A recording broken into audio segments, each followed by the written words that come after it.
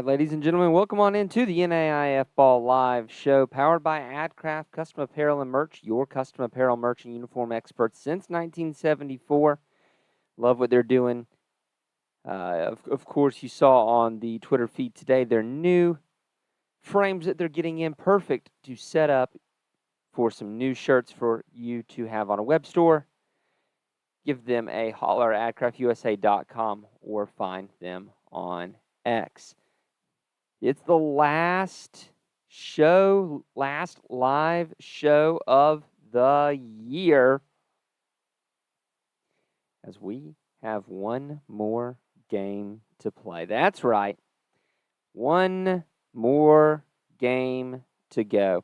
Let's take a look real quick then at the two that we had on Saturday and what they bring to us and how we got to where we are. First off, Keiser wins an absolute thriller against Benedictine. The Ravens get off to a huge lead. Keiser comes back, makes this a ball game, and takes the lead. And then Keiser rips out Benedictine's heart and stomps it flat. A great fourth quarter for Keiser, especially DeAndre Golden. 7 receptions, 125 yards, and a touchdown for the tight end. Was so crucial down the stretch. Had so many huge catches. Shea Spencer was incredible. 26 of 39. I wrote that wrong. 412 yards, 4 touchdowns, a pick. 10 rushes, 72 yards. My guy left it all out on the field. And, of course, all anyone can talk about or wonder about at this point is Shea Spencer going to be okay for the national championship game? That is the big question of the week because, of course, Keiser the last couple of years has rolled into Durham and started their backup quarterback. And now they've got a hurt starter. Are we going to see the backup for a third consecutive year? Keiser did almost everything on explosives. 340 of their 563 yards were on explosives. On the other side, Xavier Ugorji was excellent. When he was able to get the ball, he made the most of it, almost 10 yards a carry. Jackson Dooley was okay. Was not the Jackson Dooley that we've seen a lot. 13 of 30, 194 yards and a touchdown. Seemed a little out of sorts maybe against this Keiser defense. Who knows? And both teams were about this percentage in third and fourth down. But for the fact that Keiser had their game plan around explosive plays, I either needed Benedictine to either be good in the explosive game or I needed the Ravens to be good down to down. And unfortunately, they were kind of neither in this game. And so Keiser punches their ticket to Durham again. Trying to sit here and think. There's only one year that we've done this in Durham that Keiser hasn't been. It's kind of their home away from home here in late December. The other team that will join them for the first time in 7 years, there will be no G-Pack squad in the national championship game as Grandview defeats Morningside 36-13 in a game that was never particularly close. Jackson Waring was extremely good, efficient, 13 of 20 for 220, almost 10 yards an attempt there. 13 attempts, 83 yards and a touchdown. Grandview was efficient, 6 of 12 on third down. I don't think they had a fourth down conversion to speak of. AC Toki, 6 receptions, 145 yards, was very good. On the other side, Zach Chevalier was good but not great. 28 of 50, 266 yards, 2 touchdowns, and a pick. The Grandview defense was just a little too good for that Morningside offense, unfortunately. And you can see it there in the third and fourth down conversions, 7 of 21. I think, if I remember correctly, they were 5 of 18 on third and 2 of 3 on fourth, if I remember correctly. It's been a minute since I've looked at the actual box score. Morningside just not able to stay on the field long enough, and Grandview was able to be efficient enough, and that shut down the Morningside offense completely. So thankful this year that we have been able to partner with for a second consecutive year.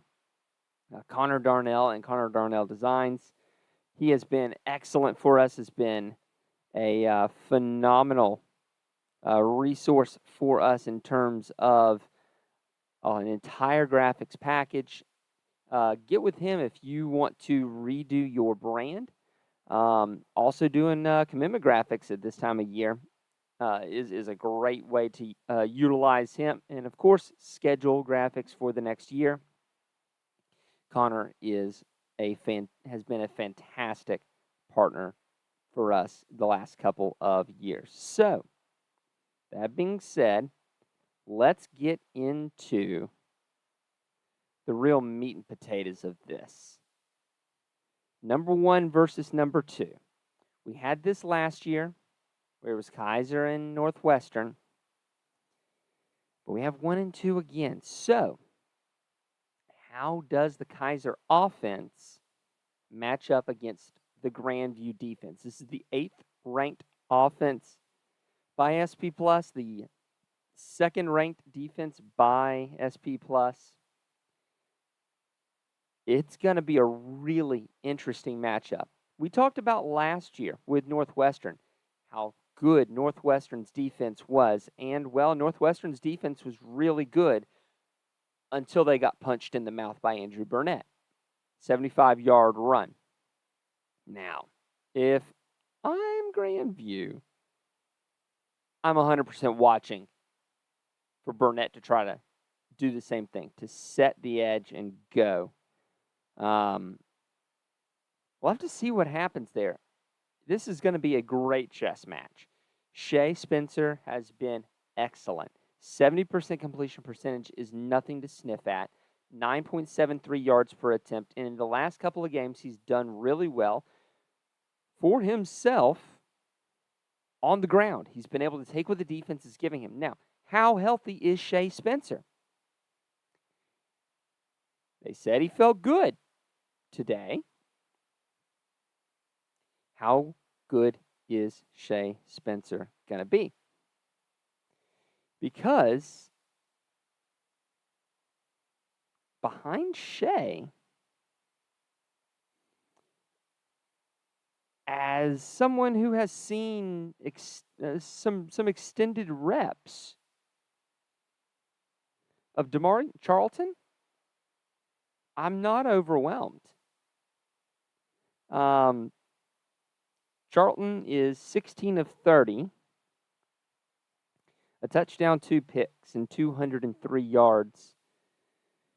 On the ground, he has rushed 10 times for 38 yards and a touchdown. Now, against Thomas's defense up big. He was 1 of 5 for 20 yards through the air. 2 attempts, -1 yards on the ground. I was not thoroughly impressed with Charlton. Now, here's the thing. If Shea feels good, you might go with a Shea Spencer specific or a more tuned to Shea game plan. And if he's suddenly not able to go, how well can Damari Charlton fit into and be Shea Spencer? I don't know. So much of this is going to come down to who is starting at quarterback. Fina Van Gates has been really, really good. You saw what DeAndre Golden was able to do. Keiser has always been an offense who loves to rely on the tight end. Look for DeAndre Golden to be a main target to try to break through into the secondary on that Grandview defense. Now, speaking of which, Jackson Filer has been phenomenal for this Grandview defense. 23 tackles for loss, 11 sacks. But we can't forget about John Argo. 86 tackles, 9.5 for loss, 6 pass breakups. Davier Jones in the secondary, 4 interceptions. This is a really good Grandview squad. It's a really good Grandview defense. This is an elite defense. Will it be enough to slow down Keiser? It was enough to slow down Morningside. It was enough to slow down Benedictine. It was good enough to blank Northwestern, and it was good enough to slow down Friends.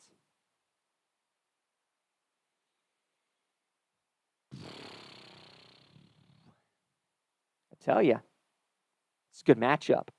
It's a really, really good matchup. I'm going to call this a coin flip based on the quarterback. If it's Shea Spencer, this is Keiser. If it's Charlton, it's Grandview. Moving on the other side of the football. When Grandview is on offense, they're the 15th ranked offense going up against the 21st ranked defense in Keiser. I think that shortchanges Keiser a little bit because Bam Brima has been really, really good. 54 tackles, 8 tackles for a loss, 3 sacks, 2 forced fumbles, 4 pass breakups.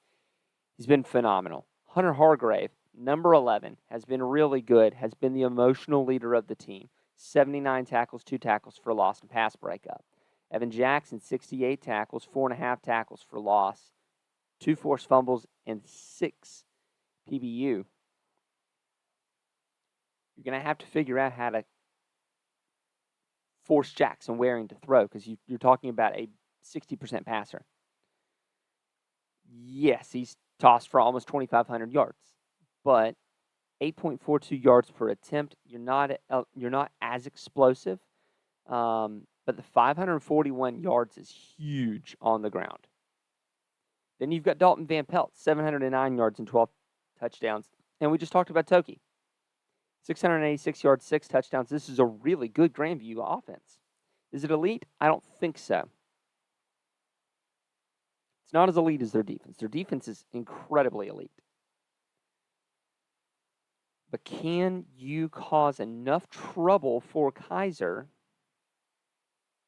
to make your offense work? And you know, this is kind of the same idea that Keiser went through last year with Northwestern, with Jalen Gramstad. You had Jalen Gramstad, an excellent passer and a great runner. You had Connor McQuillan, and then you had any one of about 5 wide receivers that could go up and catch the ball for Northwestern. Is it the same? No. They want to do different things and do them differently. Grandview is much more of a team who wants to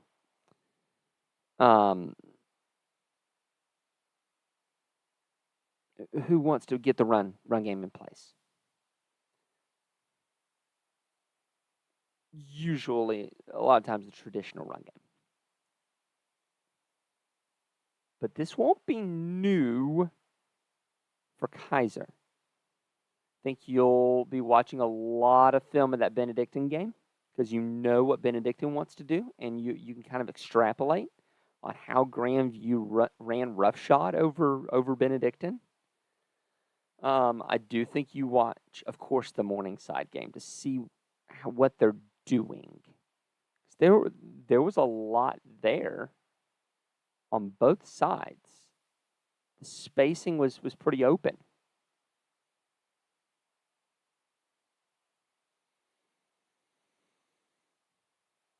This one, I give the edge to Keiser. It is a very slight edge based on the fact that they are now well-equipped and well-versed with dealing with mobility on an elite level. I think Keiser can keep Waring kind of between the ditches. Now, what does that mean then for our overall kind of pick here? You know what? I'm going to make you wait. I'm going to make you wait.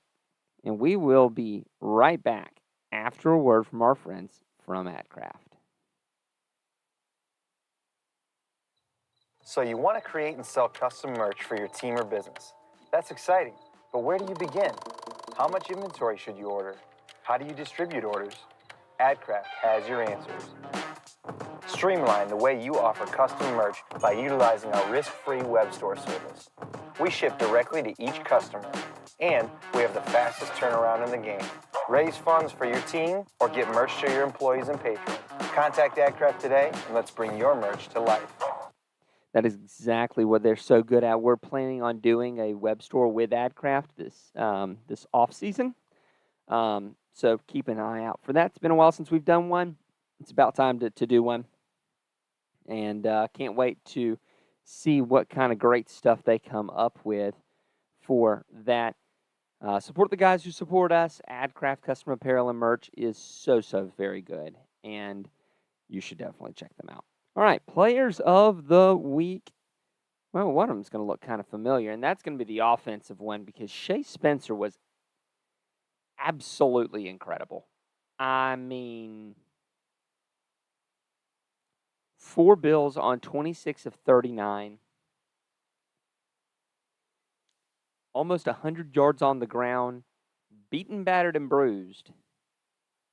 My guy put in a heck of a shift.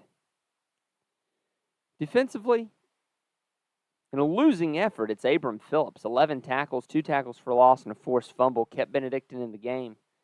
That's an all-conference selection there for the Ravens. That is, I mean, that's an effort right there. It's a great effort from Phillips. So, man, it's been a great season. Thanks for coming along with us for the entire season. Thanks for bearing with us through it. No one helps out more than our patrons. And we have a couple of new ones here on the docket. Thanks to Tim Burrow and Midwest Sportsnet signing up. We're so thankful for what Joey does over there and thankful for his support. Told him he didn't have to do that, but he wanted to do it anyway, enjoys what we do, and we're so thankful for their support. If you want to add in, you see the QR code there, sign up. That this is how we pay for all the not fun stuff like office, and we get the money to do the flights and all that fun stuff through stuff like this and viewers like you. And then you get your name on the wall. Anyone who's one of our patrons at this point, haven't decided against it yet, gets your name on the wall.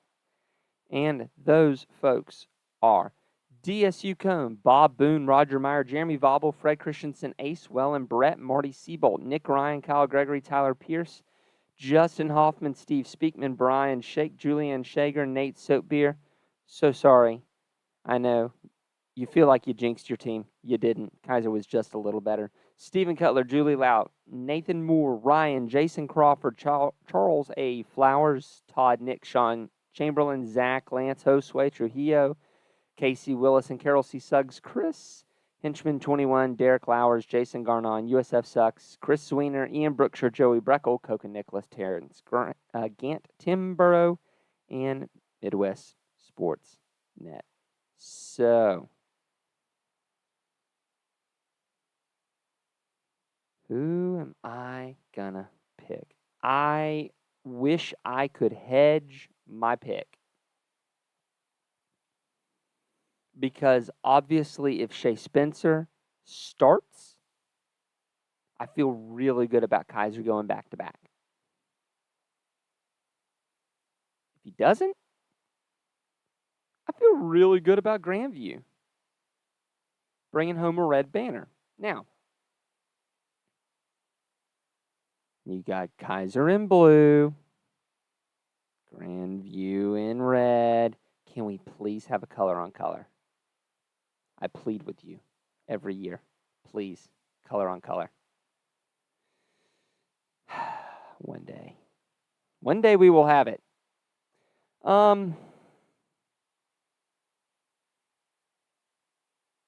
Yeah, I'm going to go with Keiser on this one. That run game is just too powerful. I think their defense is good enough. I think SP Plus underestimates their defense. I think they'll be able to keep Grandview in check enough. They've got enough weapons offensively outside of Burnett, Myzinker, and Miller to keep them honest. It's not just the wide receivers. You can't just have good corners and lock them down. You're going to have to account for DeAndre Golden. Golden might be the guy again in the fourth quarter that brings this one home for Keiser. I do not think this is going to be a blowout. Not in the slightest. This is going to be a slugfest between two amazing teams. That, you know what? I'm happy to see them both here. It's been a good season for both of these. And both of these are very deserving. So let's take a look then at the weather. It is a high noon game, which kind of favors Keiser because it's gonna be as warm as it's gonna be. That's 44 degrees by about 2 o'clock. About halftime, it'll be 44 degrees. It's not going to be the absolutely frigidly cold 20-some-odd degrees that it was a couple years ago when I froze my tuchus off. No. It's supposed to be a low of 25 Saturday night. Could have done Keiser a disservice there and put it at night. You didn't do it. Appreciate the home office for that. High of 44, but partly cloudy, no rain in the forecast. Yeah, I feel good about Seahawks going Seahawk fast and taking home another red banner. So, thank you all so very much for coming with us on this journey. We'll be back in a couple weeks after Christmas. We'll start talking to coaches, and before you know it, it will be time to kick off in 2025. For my buddy Matt Schwartzler, who will be making that trip to Durham, I'm Cory Thorpe, and thank you for a great 2024 season. We'll see you on the Twitter feed.